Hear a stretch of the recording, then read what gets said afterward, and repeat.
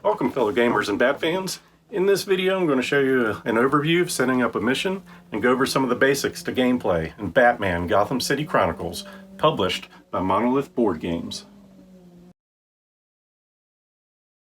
So before we get into the mission booklet and the rule book, I thought there was something neat on the Monolith website. What they've done is they've made some player aids you can print out, which will definitely help. They've got one for reminder of the game phases, for the heroes and the villains. And there's a lot of symbology in this game with all the different skills. So they've got another player aid going over all the skills and traits for the game. First we'll look up how to set up each mission. In the missions booklet, it starts out showing you how to set up everything. We have the mission title, an introduction, a diagram showing the game board you'll use, all the villains, miniatures, where the heroes will go. The various game elements are shown down here in a number of those. Which team will have the initiative, in-game conditions, and then victory conditions. Also go through the composition of the hero side, the choice of the available heroes. Provides a plus sign letting you know if the hero will need back gadgets or to select a tile for a command skill and any items needed for them. Also goes over the villain's energy, in which zone that will start in and how much they'll recover. Lays out the villains in the river, the tile composition, and a number of miniatures for each tile, and any that will need to be placed aside. And then it also goes through all the events and the special rules for the mission. One other nice thing they've done in this booklet is in the back. They give a detailed look at each of the map configurations, going over the elevations, boundaries, and any special moves that can be done on the map. For this setup, we're going to use the To Sink a City mission. So over here, once again, it shows which map we'll use, where everyone will start, the components that we'll need, in-game conditions, victory conditions, our choice of heroes. We'll get 3 heroes. We have options for the first one to be either Batman or Montoya. The second hero, 2 different versions of Catwoman or Bluebird. And for the third hero, Red Hood, Orphan, and Nightwing. Goes through the river tiles. Bane will be our main villain with several thugs and brutes and owls. Start with 9 energy and 2 in the fatigue zone, and we'll replenish 5 at the end of each turn. And then it goes through the special instructions for the scenario. So we'll go ahead and get the game board set up and choose our heroes.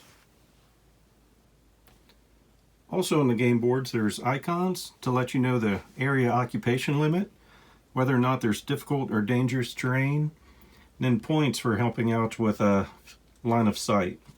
Like in this example here, if you find another pinpoint that has an F or a B, it lets you know you have line of sight to this area.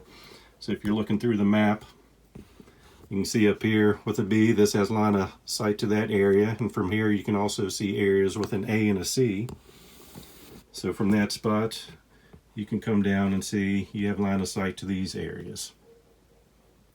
For heroes, I've chosen Nightwing, Catwoman, and Batman. Now a closer look at the hero boards, which has a lot of different information for your character. Starting with Batman, he has 11 energy cubes he'll start with. The scenario states that 5 moves from your reserve zone to your fatigue zone. Of course, we have the wound zone. And also, you use this token if you are active or resting.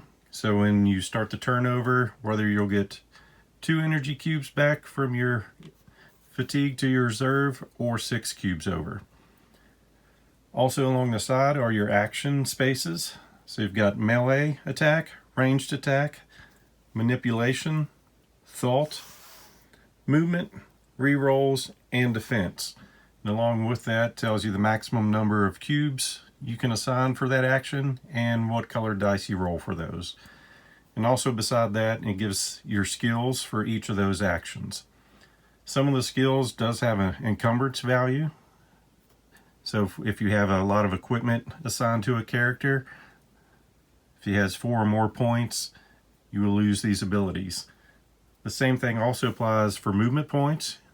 This shows how many free movement you get for your first move action of the turn. And if you have 4 or 5 encumbrance, that moves down to 1, and then 6 or higher for this character, it moves down to 0. And then near the top, it shows how many points you have to spend to equip your utility belt, your size index, and your menace index. For Batman's belt, I've decided to equip him with the bat cape, batarangs, and electric bat gloves. In the upper right, it shows you the number applied to the total he had, and he had 4 points worth. Also shows the type of equipment we've got. So a tool, ranged weapon, and melee weapon. At the bottom it tells you when you can use it. So this is always in effect. It can be used during ranged attacks and can be used during melee attacks. And then the special bonus that gets applied. So extra defense, gets to roll an extra die, and the symbol inside that means you'll get a reroll. And for this, it'll be additional damage applied if the hit is successful. As for equipment, it works the same way, with the only difference being in the upper right corner, it shows the encumbrance value to be applied, which may affect your movement and some of your skills. And here's the command post setup for this mission.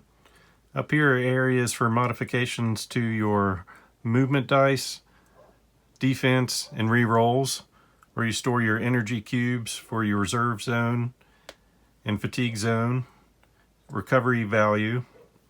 You've got areas for tracking life points for tiles that have more than 1 hit point. And then the river. Up top we have the cost values for activation.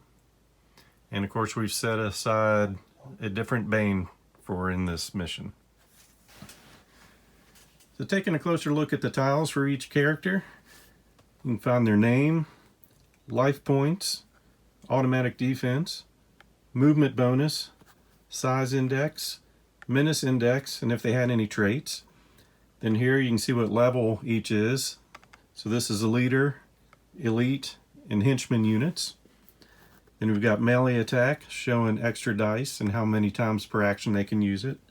Ranged attack shows doesn't have that ability. Manipulation action and the dice and how many times per action. And then thought action and extra dice. Then over on this side they'll go through the skills. You can see Bane has the munition specialist skill, which provides successes for using the manipulation action. Support, which provides free rerolls to allied miniatures in its area. And then the martial arts skill, which gives auto successes for melee attacks. And then on units that have it, it shows their reinforcement cost for when the scenario gives you points to bring units back into play. Now that the game board's set up and we have our character selected, let's go through an example turn and show how each of the phases work. It starts with the upkeep phase. So if there's any energy cubes in our action spaces, we'll move all those down to our fatigue zone. Second phase would be trigger turn effects. So for this scenario, we're using the round track, so we move that up 1 space. Third phase would be declaring all the heroes' stance, so they'll decide if they're going to be active or resting. And then after that is chosen, you'll take that amount of energy cubes from your fatigue zone and move them to your active zone. And then each of the heroes can take turns in any order they please.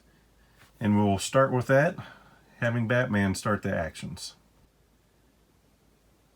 Just so you know, none of these moves are going to be optimal. I'm just showing you how the game would play. So first I want Batman to move from this location over to this hero. There's a change in elevation here, but he has the parkour ability, which will allow him to not take damage from elevation of 1. So he's got 2 free movement points. I'm going to need to spend 2 more to get him to move where I want to, so I'll put 2 cubes in the movement space. So 1, 2, 3, 4. And then we'll have him do a fight action. Move 1 in his melee, which will get us 1 red dice. And because of the electric gloves, if we do succeed, we'll cause another 2 damage. So we'll roll the die. With this we have 2 successes, which will beat the thug's defense. Has an automatic defense of 1. And with that, that would defeat it. Now as a villain, I have the option of rolling dice to add to the defense, but I just don't think he's going to be strong enough. So we'll just take this miniature off the board. And then I'd like Batman to throw batarangs from here to this guy. This guy's a brute with a shotgun, and he has a defense of 2. Now with ranged weapons for each cube I throw in there, I'm going to get an orange die. And since it's a ranged attack and I'm using batarangs, I'll also get a yellow die to go in with that. And since I kind of want to make sure this guy goes down, I'll spend another cube to get another orange die in this. So we'll see if his batarangs hit. So with that roll, I only have 1 success. I do get a re-roll because of this ability on the yellow die, which did not work. So I will spend 1 cube here to re-roll this die. So that gets me 2, but this brute has a defense of 2, so that's a wash. And since I don't want to spend all my cubes, I want to keep some there for myself for defense. That'll be it for Batman. Next we'll go with Nightwing. What I'd like him to do is to go from this spot, go in this room, and see if he can take out these 2 guys. He is leaving a spot that has some difficult terrain, but he has an ability that will allow him to ignore 1 terrain movement. So we are going to need 1 cube. He's got 2 free movement, which he can use to go from here to here, and the 1 other movement to get him in this room with 2 people. He also has some other abilities that lets him double up on his weapon, so he can use both his batons that he came equipped with. And he also has another ability that if he takes out one of these minions, he'll get a free attack on the second minion in there. And he does an extra automatic damage. So we'll go ahead and roll those up. So with each of these, he gets 2 yellow dice. And for every cube we put in there, he'll get an orange die with a reroll. So he's got a free reroll with each of these dice. And we're going to target this guy first because he has a lower defense, so we're hoping to take him out and then put that attack on him.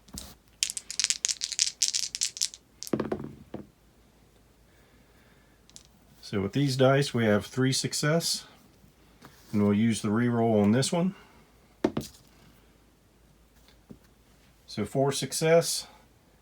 As the villain, there's no point in really trying to defend that. Chances are it's just going to be a waste of cubes. So we'll take this miniature off the board, and then he'll get a free attack on this other guy who has a defense of 2. So we'll use the same dice pool. Did not roll as well that time, but we have a free re-roll on each of these.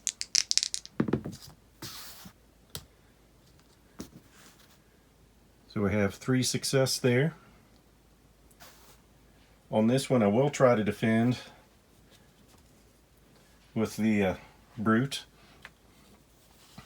So on this command board, we'll take a cube here and put it up here for defense, which will allow me to roll an orange dice to see if I can boost his defense up.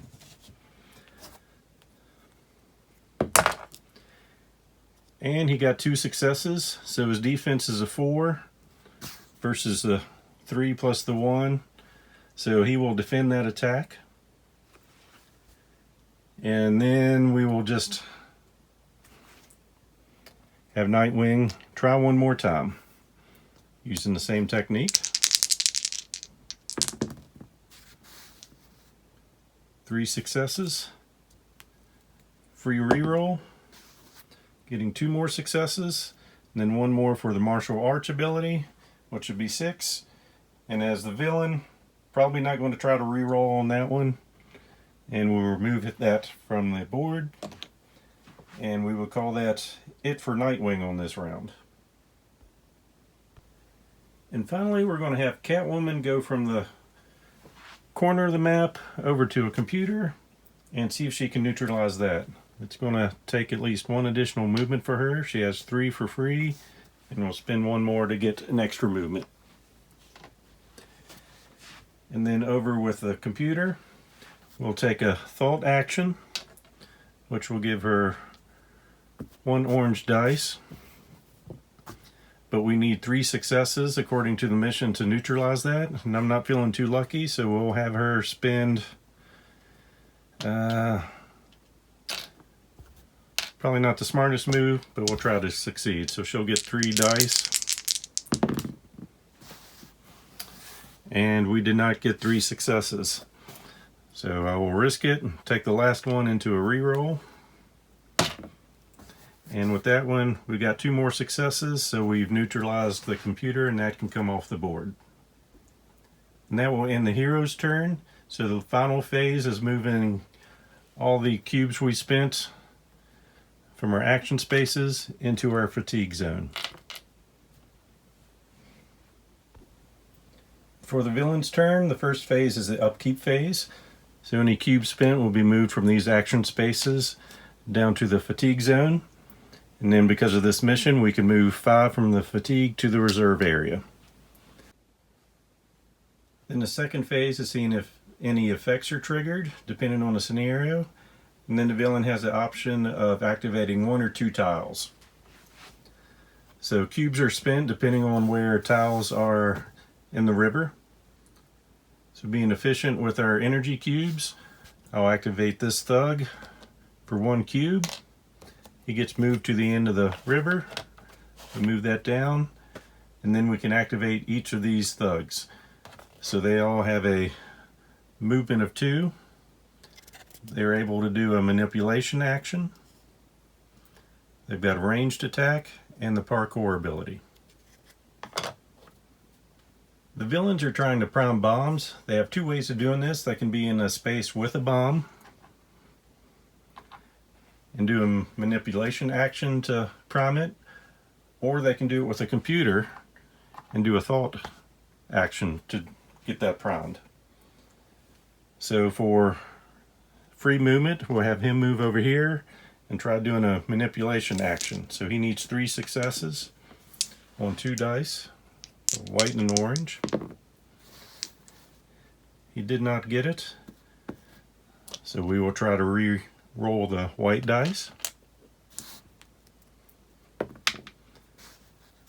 And he did not get it again, so we will stop with that guy and move on to another thug. We have 1 up in the top corner who's already in with a bomb, so we'll just see if he can get that working. Same roll. I'll try re-rolling again with the white dice. Succeeded. So he has primed that bomb. And then our next one is in a room with another bomb, so we will try the same thing. And we will not try re-rolling with that and just accept it. Next in the lineup we have the brutes, so we'll go ahead and use those, spending 1. I could spend 2 to use the owls, but just trying to be efficient. So we move the brutes to the end of the river. These guys have a movement of 3 and are basically only good for melee attacks, but they do have a special ability that they get to, if they succeed on an attack and take someone out, the remaining successes can be put onto another figure in that space. So with a movement of 3, we'll just have this guy come in here and work on Nightwing. They get 2 white dice and 1 yellow. And we have 3 successes. Nightwing has an automatic ability to get a free yellow dice on a roll, and we'll go ahead and spend 1 cube to give him an orange for his defense. So the Brute had 3 successes. Nightwing rolls, only gets 2, so he will take 1 damage. We'll just move that from the fatigue to the wound area. Then moving on with the other Brutes, we'll have this one come up and take a swing at Batman.